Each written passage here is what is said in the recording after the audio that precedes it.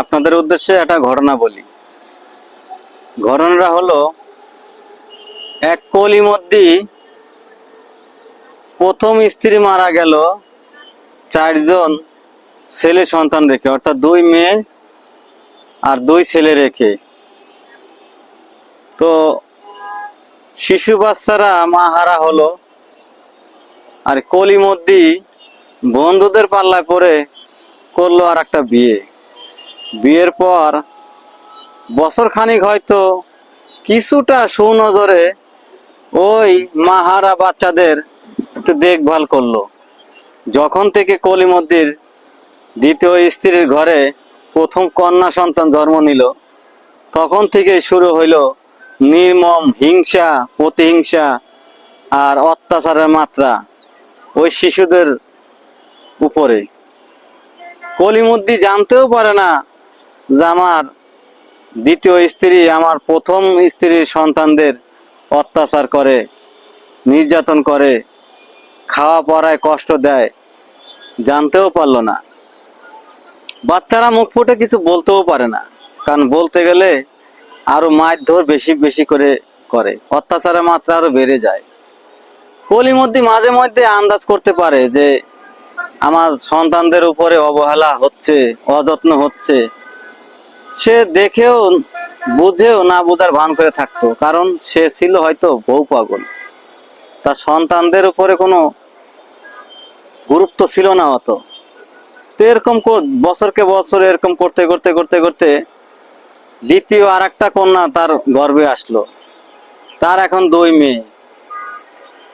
আর প্রথম ঘরের 2জন কন্যা ছিল, 2টা ছেলে ছিল। কন্যা 2টা মারা গেল। এখন হয়ে গেল প্রথম ঘরের 2টা সন্তান, 2টা ছেলে। তো কলিমদ্দি বউর কথাই চলতো, ছেলে 2টার কথা একবারও ভাবতো যে চিন্তা করে, আসলে ওরকম ভাবে কখনোই চিন্তা করতো না। তো কলিমদ্দি যা কামাই করতো সব তার দ্বিতীয় স্ত্রীর কাছে দিয়ে দিত। কখনো কখনো ওই দ্বিতীয় স্ত্রীর কাছ থেকে হাত খরচার টাকা চায় নিত।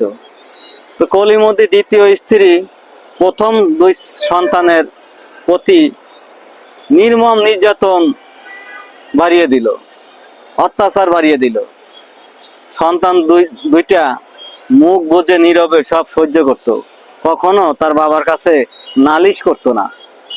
কি জন্য জানে যে নালিশ করলে কোনো লাভ হবে না, তাই অত্যাচার সব মুখ বুজে সহ্য করত। একদিন সামান্য খাবার নিজ হাতে পাতিল থেকে বেড়ে খাওয়ার কারণে দ্বিতীয় সৎমা, যাকে বলা হয়, নির্যাতন করলো, সিরিয়াস মারধর করলো। এই দৃশ্যটা আশেপাশের লোকজনও দেখলো। আর অনেকে হয়তো ভাবলো যে কি মা না ডাইনি। আর যদি এই সন্তানের মা বেঁচে থাকতো তাহলে এইভাবে মারতে পারতো? কলিমদ্দি দ্বিতীয় স্ত্রী ভাবতো যে আমার চিন্তা আমি করবো, আমি অন্যজনের চিন্তা করে লাভ নাই। তো কলিমদ্দির সন্তান ছোটটা, ও আবার ছোট ছিল, তো ও অত্যাচারের মাত্রাটা বেশিরভাগ ওর উপর দিয়ে যাইতো। তো মুখ ফুটে শুধু বলছে যে আমার খিদে লাগে না বুঝি? আমার তো খুব খিদে লাগে, আপনি তো মাপা খাবার দেন, ওতে তো আমার পেট ভরে না। আমার খুব খিদে লেগেছে, এখন রাত্র 9টা বেজে গেছে, তাই আমি নিজ হাতে, আপনি কোথায় ঘুরতে গেছেন, আমি নিজ হাতে খাবারটা বেড়ে রেখেছি। অসুবিধা নেই, আপনি যা খাবার দেন আমি তার থেকেও কম খাবার খেয়েছি। এই বলতেই বিভিন্ন ধরনের মায়ের লাত্তি ঘুষা দিল। তারপরে বলল, এত বড় সাহস তোর কি করে হলো যে তুই খাবার নিজ হাতে তুই বাইরা খালি? তোর এই সাহসটা কে দিয়েছে? তো কলিমদ্দির ছোট ছেলে চুপচাপ মার খাইলো। খাবার তো খেয়েছে আধ পেট, তারপরে মার খেলো ভর পেট। তা যাই হোক, ওই ভাবে রইলো। কলিমদ্দি আসার পর কলিমদ্দি দ্বিতীয় স্ত্রী আবার সেই বিচার দিল। কলিমদ্দি ঘুম থেকে ছেলেকে ডাইকা উঠাইয়া আবার সে নিজের হাতে মারলো। কখনো চিন্তাও করলো না যে আমার ছেলেকে এরকম হইতে পারে। সামান্য কটা খাবারই না নিজে হাতে বাইরে খাইছে, অন্যের ঘরে থেকে নিয়ে তো খায় না, নিজের ঘরে নিজে খাইছে। এ তো দোষের কি আছে? সেই বউর কথায় আবার অত্যাচার করলো ছেলেকে। এইভাবে দিনের পর দিন অত্যাচার করতে করতে একদিন ছেলেরা বড় হয়ে গেল, নিজের পায়ে দাঁড়াতে শিখলো। তো যাই হোক বন্ধুরা, এই গল্পটা অনেক লম্বা।